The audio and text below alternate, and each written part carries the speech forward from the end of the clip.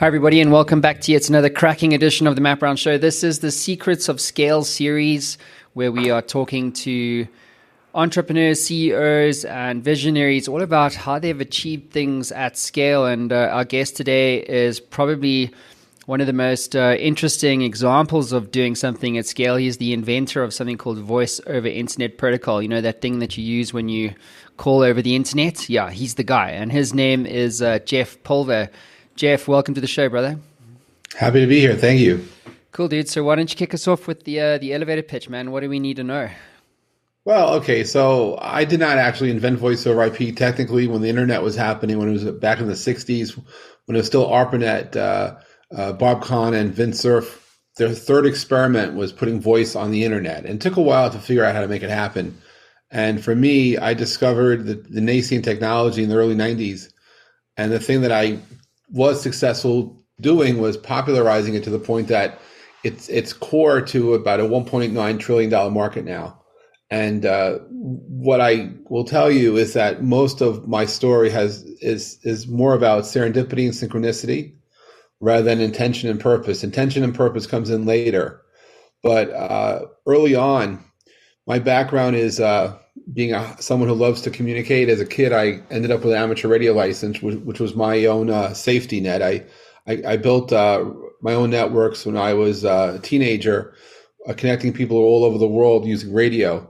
And one of the things I was fascinated with was connecting, bypassing long distance phone calls by using radio as the bypass, and then using what's called a phone patch as a hop off. And in 1995, when these technologies were brand new, I accidentally, more than intentionally, created the first phone network that was running on the internet called free World Dialup. It was free, it connected the world, and anyone who was willing to provide a dial out service had the ability to dial in. And that went viral back when the internet only had 16 million people on it. And that changed the course of what I did for a living. It cost me my day job, which saved my life, which is a beautiful thing. And I ended up launching Free World Dial-Up, creating the conference series called VON, which I could define as voice on the net and video on the net. And then I created a trade association called the Voice on the Net Coalition, started a few companies like Vonage. And I had a premonition, which I proactively went to the government to support.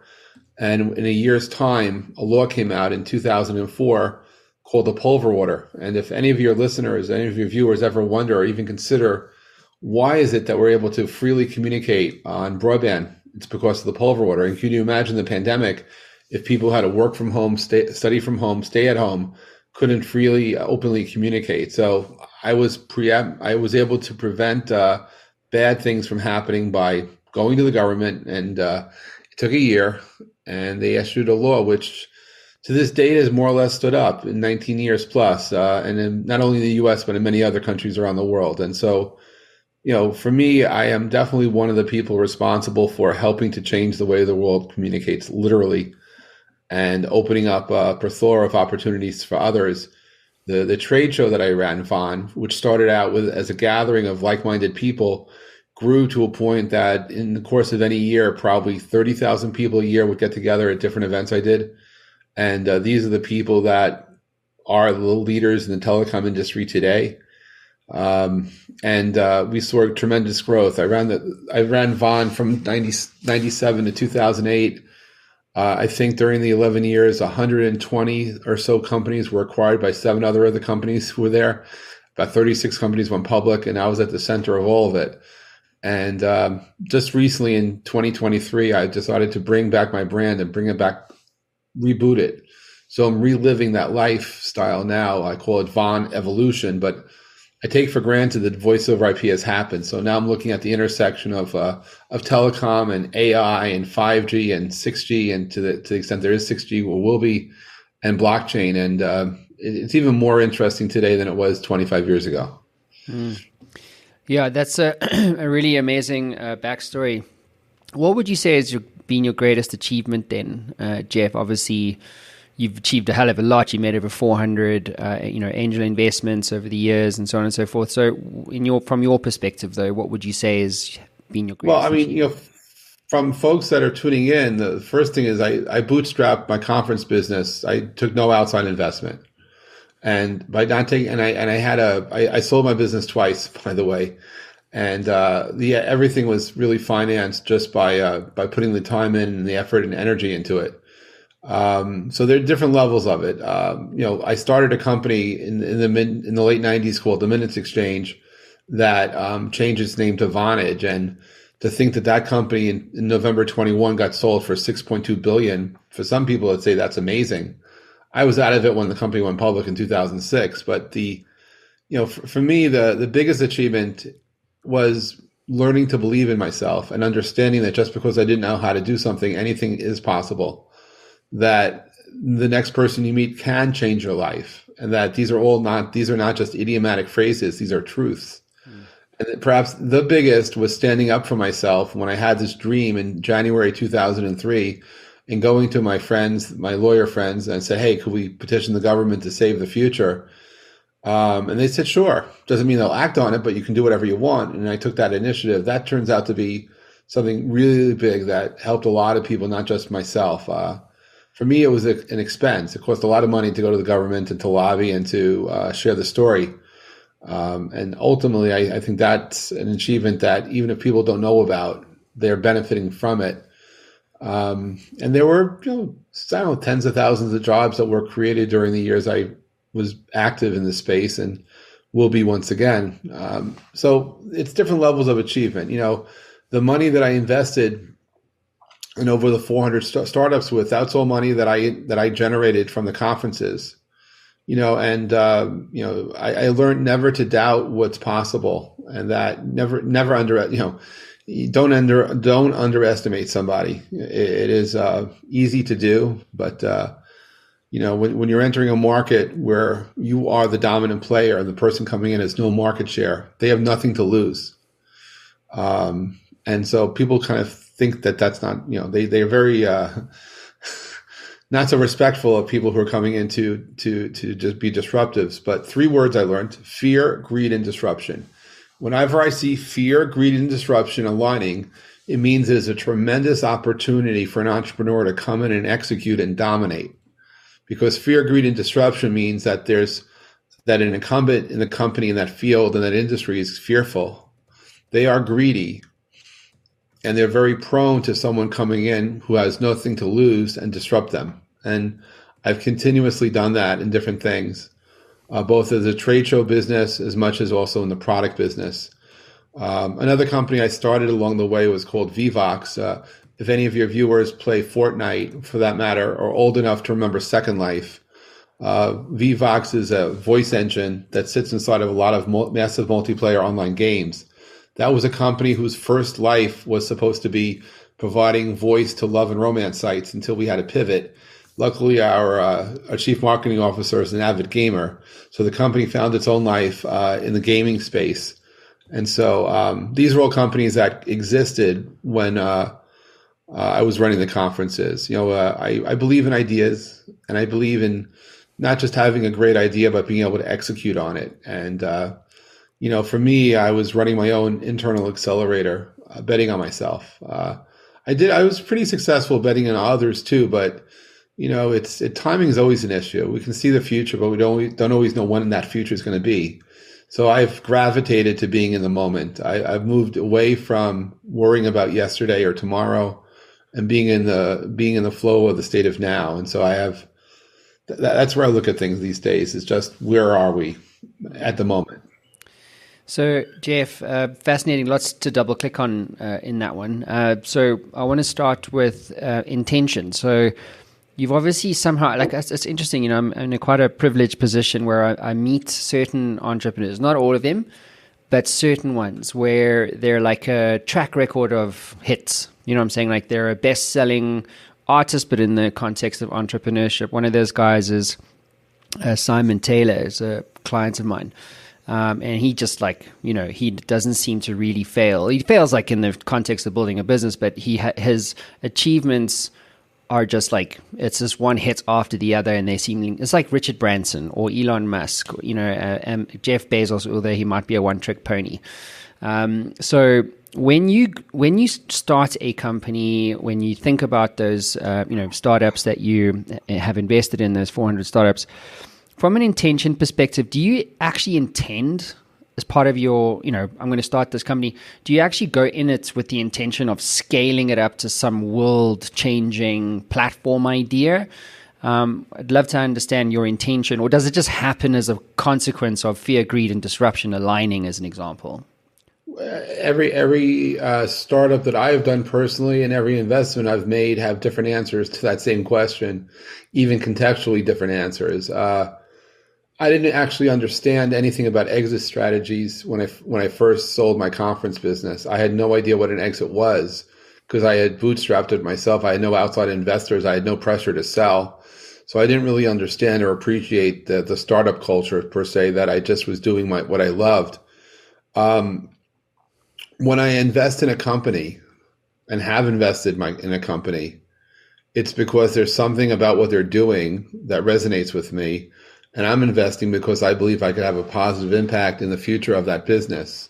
Doesn't always work out that way. And by the way, the challenge about being successful is that we don't always know why we're successful.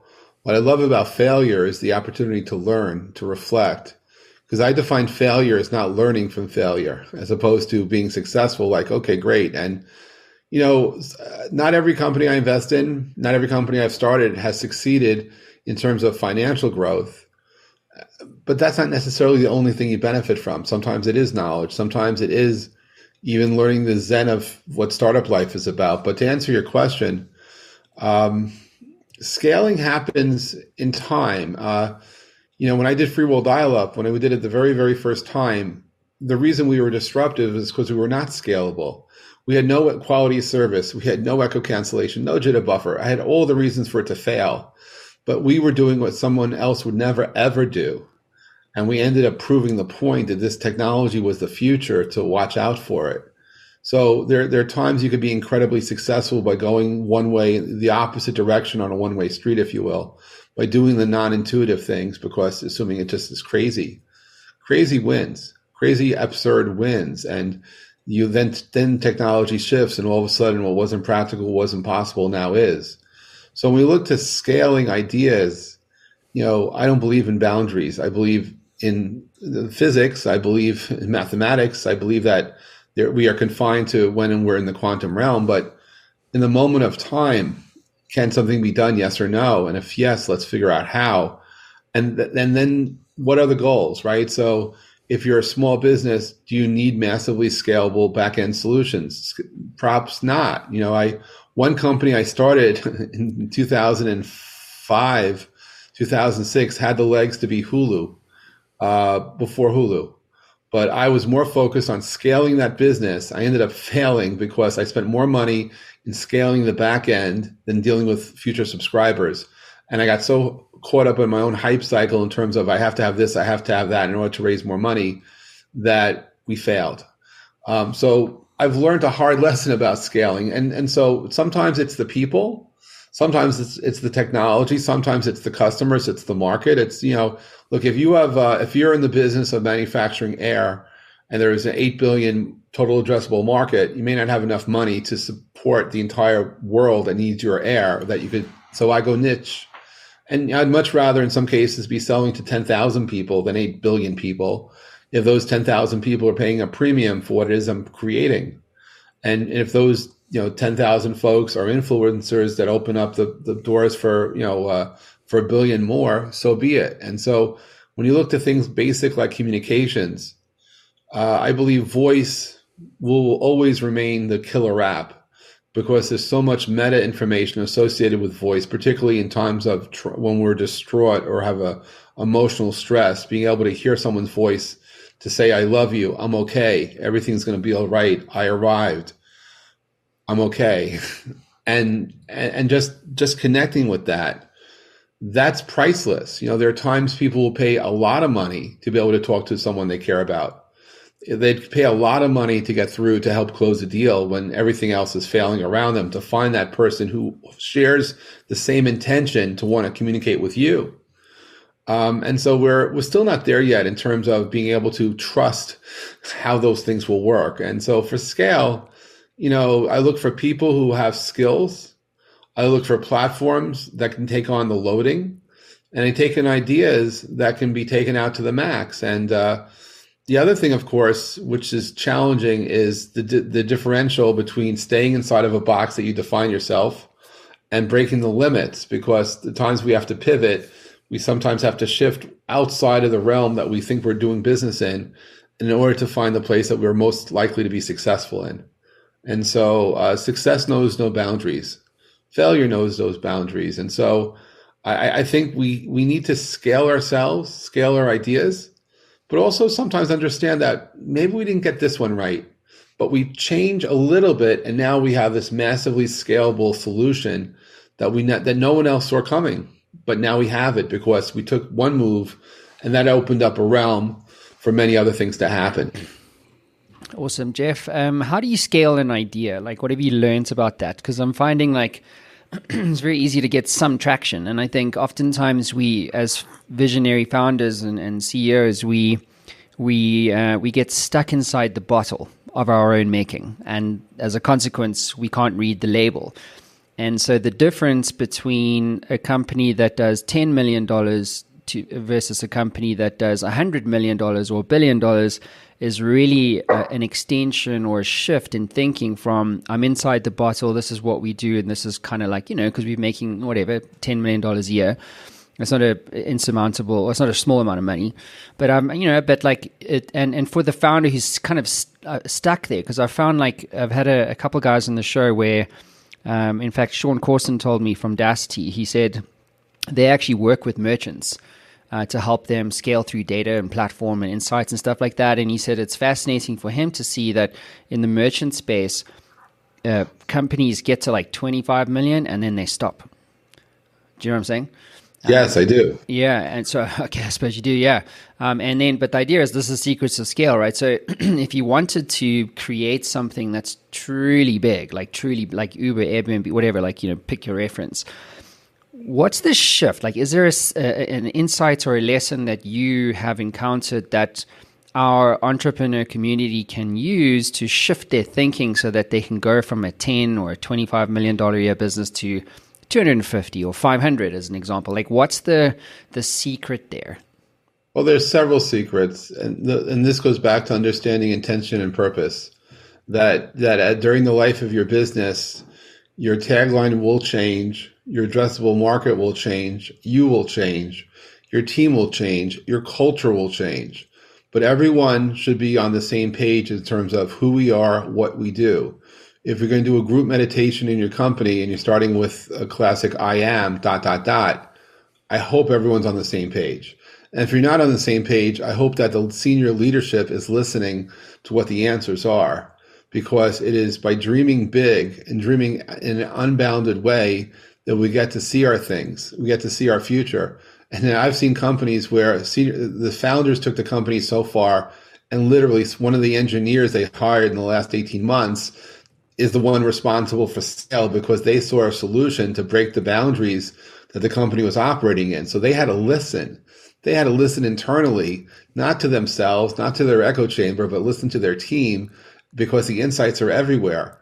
There are stories I have experienced where, imagine you are doing something incredible like delivering voice over broadband, launching what becomes the first successful ever voice communication service that runs on broadband. But the engineers you're hiring are telling you it's impossible.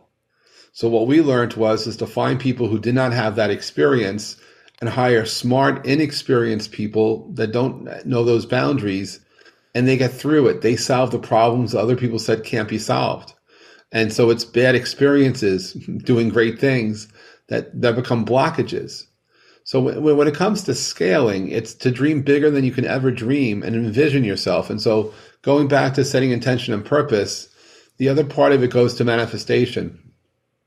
And I'm an absolute believer, because I see this happen a lot, is if I have a dream for my company, a desire, an intended outcome, I could say it out loud, I could write it down, I could say it out loud, I can be witnessed.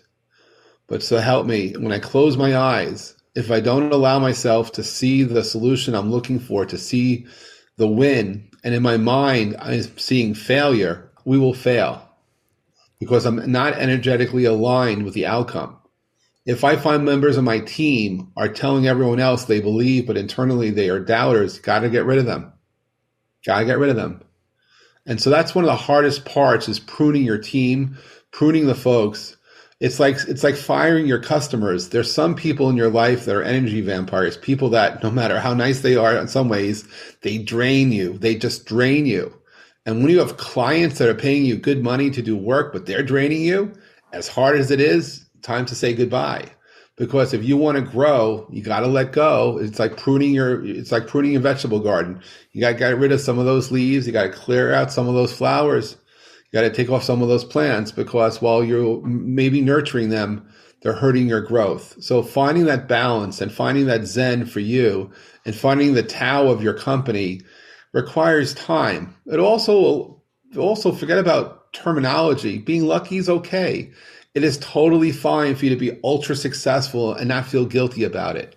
Don't feel this weight and pressure like, oh my God, because what will hurt companies is the fear of success. You deal with people that are stuck in a certain way because their company got to a certain size bigger than they ever dreamt, and now they don't know what to do, right? You have other people that are fearful, like, oh my God, what if we actually have 1 million customers? How will our systems hold up? What if we actually, that news release goes out and we have 10 million hits tomorrow? What's going to happen to our site? Are we going to get shut down? We're not ready for 100 million customers. So there's all these like things, these fears, these tremors. And so, one of the lessons my father taught me was worrying was a waste of time. In our lives, there are things that we can control, own them. Things we can control, let go. When you learn to let go of what you cannot control and take ownership of what you can control, you will win. You will scale and you will find unbounded success. Mm-hmm. That's awesome. Jeff, you mentioned timing earlier. I'm curious about that. There's this talk that Jeff Gross does, also like master of scale, but he does it on, on TED Talk, something like that. And anyway, so he was looking at, companies that he scaled and exited from. He's done multiple unicorns. And then he looked at, Supervan from the dot-com boom, all the ones that failed also. I see you smiling there. It's a funny story, right? Another could have been. Maybe we should use that as the reference, right? So timing is the thing that he says is the number one thing that lends any startup or company to scale.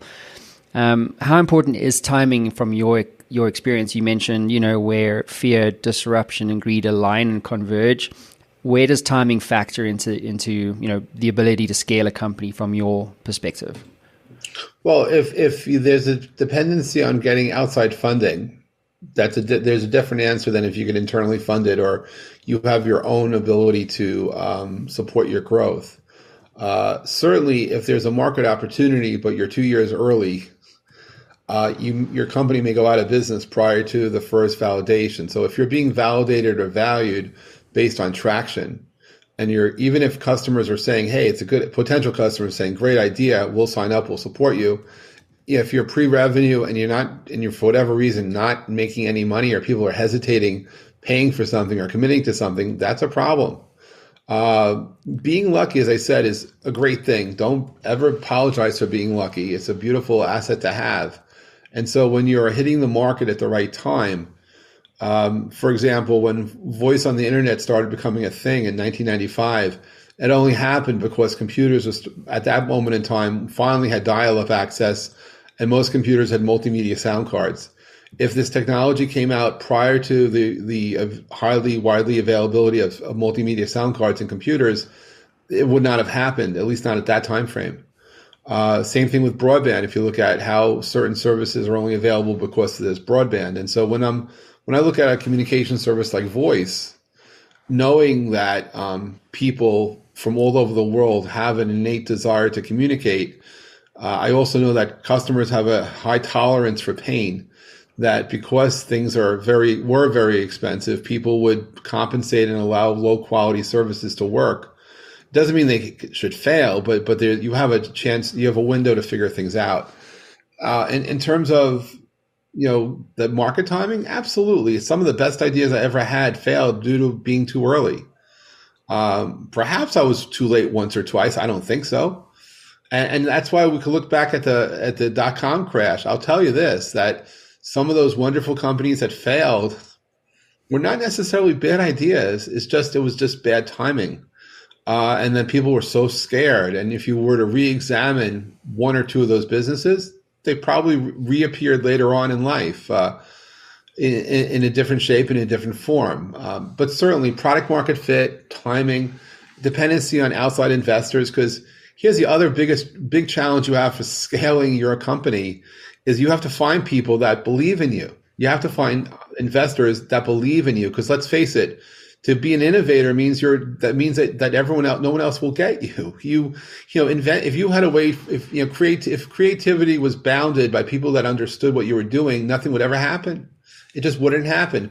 If the wheel, the fire, nothing would be discovered if you had to get buy-in or consensus from the crowd. I mean, I can tell you that when I was working on Wall Street for a short period of time back in 94, 95. In 1994, I went to a group of friends, the so-called friends, that I had an idea to launch a company to do web-based email. Everybody I went to said it was a stupid idea, so I didn't pursue it. A few months later, I had this idea to do online mortgage brokering because I was working at a broker's broker and I saw this great opportunity to do mortgage brokering online. Everyone said stupid idea. I didn't do it. It only took me a few months more to realize I had to find new friends. Because the people I was going to validate my ideas were not the people who ultimately would fund me, who truly didn't have to get me. And I had to get myself. And I had to learn that confidence that if I see it, I may be wrong, but I'm not crazy. Or I may be right, and maybe I'm a little crazy, but it's that passion and alignment that drives the future. So for me, finding people that believe in your dream, that provide the fuel to it, that will support you in action, that's awesome. And if you are bootstrapping your business and have the ability to go forward and prove yourself, even better. The reason why large companies get need innovation departments these days is because they got stale. They're doing the same old forever until it doesn't work anymore because they became a cookie cutter of themselves. Even at scale, some very large companies don't innovate and they ultimately will die. But their half-life is so long you don't notice it until it's too late. So in terms of market timing, yeah, we have to know who, what, where, why, and how of the business, what's happening, what's a macroeconomics, what's a microeconomics, what else is happening in the world, where are the core dependencies. And not every shiny, bright object will be a unicorn. Just won't be. Sometimes it's just a deer. You're just looking at the reflection of the light in deer headlights, and they're stuck. So it's a magical thing, a moment in time where we're able to bring the universe together to provide that success. And also, I'll tell you this, remember to be humble on the way up, because it's very humbling on the way down, and you don't want to necessarily be the person that was not nice to people, because that kindness, it doesn't cost any money to be nice or kind. It doesn't cost any money to be present, to help other people, to be available to mentor people who will listen to you, and to be available to support people. The reason I started investing in startups was when I was running the Vaughn conferences and all these innovators from all over the world were showing up with their dreams. I felt like I had, because I could afford to, I invested in other people's dreams to help them know that there was someone else out there that believed in them. As my dad explained to me once, that one of the best gifts you can give someone is to believe in them, particularly before they learn to believe in themselves. And so while I was not a venture partner at a brand venture fund, I did invest in my own dreams, and I have been able to invest in the dreams of others. And occasionally I had the chance to invest in some large companies who were successful because I believed in them too. I'm not saying that Twitter needed me, but I benefited from being an early stage investor in Twitter. And I got to know the team for a couple of years before the rest of the world did. And so it's, for me, scale is something which you almost don't realize you're at scale until you are. And then you look at Twitter, right? Twitter was not scalable in the beginning. I was an early investor in 2007. It was not scalable. In fact, it was barely working. It failed so often that you got to fail well, if you remember. You had all these things happening, but what did Twitter do? It listened to the culture of the people. The way the innovation of the hashtag, the innovation of just how the interface was working, all those rules evolved because the people running Twitter, the product managers, if you will, their ears were to the tweet. and they looked at how things were being used and they shaped it. When I launched free World Dialup on broadband the first time, I did the same thing. I sent out personal emails to every one of my users. People thought it was spam. No, it was my email address. I had personal contact literally with thousands of people. And that worked because, that wasn't a technique. That wasn't something, I didn't hire someone to teach me a technique or go to school for it. It's just, I did it intuitively. And stuff like that, personal hands-on availability when you're the startup to talk to your customers and your ability to listen to them is priceless. So you get to scale depending upon what that scale that you're using to get to scale with. It's kind of relative. Certainly, from a technical perspective, from a scientific perspective, we need systems in place that handle the load balancing, that handle all those other objectives. But from an idea, is a light bulb scalable? Is air scalable? What is scalable? What is not? What services are scalable and how so? And so it's, I've been very fortunate to be in certain areas that I believe communications are unbounded, that our ability to dream is truly unbounded too. We just have to find more ways to help people to dream big, because the entrepreneurs who settle because they're making $100 million a year, well, they're not doing a bad thing, but those are companies that I would argue became candy stores for them in a sense, that they're happy going to work, running the business, predictably doing really well. One day they'll either close a business or sell it, and they're content. Now, by the way, a bunch of my investments, that's what happened. I invested in someone, they built their business, never going to sell it, never take it public. I may never get a return on those investments, but at least I understand that now. So I avoid what I call candy store investments. At the time, it sounded appealing and very wow, and it turned into being something which I did not know it was going to be. There's lots to get into there. I guess maybe let's pick up on the last point and I'll circle back at the end. Because I think I wanted to ask you about your dad, but there's this idea that if you build a company to sell it, it won't scale. Do you agree with that? Yes, Why? I do. Why? Because you're usually probably cutting corners. It's sort of like a contractor building houses, that they have a certain product, certain list of things to buy, to supply, to sell to a community. And not that they're not following building code, but they're probably doing the minimum, not the maximum. And sometimes there's not the heart, the soul in that. You're just following blueprints and you're cookie cutting it. You're doing mass production. The companies that grow to scale, sometimes anyway, are people that make good mistakes. I mean, that's the whole thing about creativity is, and most people are famous for inventing something, right? Most people did not go out to invent one thing. They were going out to explore something else, and they pivoted along the way and magic happened. And so if I'm starting out a company to scale, to sell, it's most likely not going to happen. It just will not, because there's something missing. The je ne sais quoi of that startup energy is just not there. And it's, for me, at least the purity of it isn't there. And you could tell in the culture, you could tell in the people involved. And that's the other, look, the team is telling. I mean, I've invested often in people that were first time entrepreneurs. But I made sure that the people I was working with were people that had the ability to shift and to change. I've been involved in music for a very long time, and one of my fun times listening to startup pitches, I would always ask after every pitch. For a long time, I'd ask the startup CEO. I'd ask the person, okay, so who's the lead singer here? Who's the drummer? And my premise is that the lead singer of a band doesn't have to play an instrument, but they have to be the one that speaks for everyone else. And I look to the drummer, if there is a drummer in the band, as in the team, as the COO, the one responsible for getting stuff done. And I look for how the messaging, I'm looking for how, the one thing about bands, which is amazing, is if you're ever on stage and all of a sudden your fans start singing your music, something happened. Now that you have true fans out there that they know your words, and to hear that for the very first time is amazing. And so it's like when you have a startup and you have a company, now you have fans of the company, how are they amplifying your message? How are they getting the word out?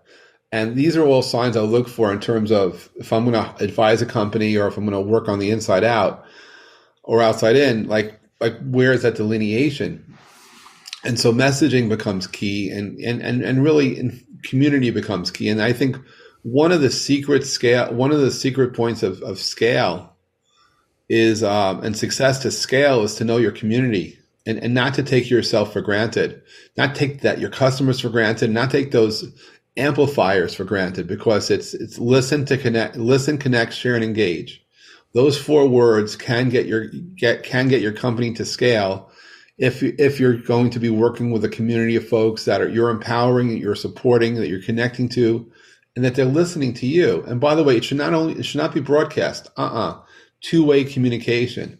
Listen to your fans. Listen to their requests. Even if you played your same hit song 10,000 times, people are coming to your shows. Play the music that they want to hear, and deliver the services that these people want to buy, even if it's the same old, same old. They'll like your innovations, but they expect you to be there for them too. And so for me, it's a whole combination of things. It's not just the company or the team or the product. It's the community. And understanding how to work with community. That's the one thing I've been doing forever. This is why even in 2023, I still host networking breakfasts. I truly believe in bringing people together, strangers, if you will, who walk away friends. When I host events, I never ask people what they do for a living. I ask people what they're passionate about. I ask their name, where they're from, and to share a passion. And I find that by connecting people on passion, meaningful relationships will ensue. And so when I looked at companies, I asked, how connected are they to the community? Twitter, for a while, certainly was very connected to their end users. And, it's just when you become a monolithic large corporation where your customers learn to not like you, you maybe, unless you're a utility company, and even those may fail, you got to watch out. Because that's a sign that you will be disrupted. Mm. Yeah, great stuff. One of the things this show does is builds community, and even in my my influence business for CEOs, building a network, of CEOs and community. We do these destination masterminds and stuff like that. So fully subscribe. Great to hear that you're validating my thinking. So I want to circle back to your dad. So one of the things, you mentioned him twice now, and the context for this one, Jeff, is about self-belief. And you said it was the one thing that you had. I said, what's your greatest achievement? You said, self-believing in myself and so forth. And even, with the show, when I started it, 9-10 years ago, I also had to kind of believe in myself too. I was like, I'm an introvert, so I didn't really like strangers like Jeff Pulver. Now I must chat to this super ding-dong, visionary, successful guy, about whatever, and I hated that. And so I had to kind of overcome myself. And I think as founders, entrepreneurs, we're too scared to pull on the string. So like an opportunity will come along, or maybe there's this nagging whisper that goes, well, maybe I should build this thing bigger than what I currently am thinking. But then we choose not to pull on that string to see where it might go. And so my sense is that your dad had a big role in your life. And I'm curious to ask you 2 things. One, what was the greatest lesson your father ever taught you? And 2, what is your advice to a founder listening to us or watching us right now about the importance of self-belief or pulling on that string so that they can scale their companies? Well, my father had a lot of lessons that he had taught me, or at least attempted to teach me. He passed away 25 years ago.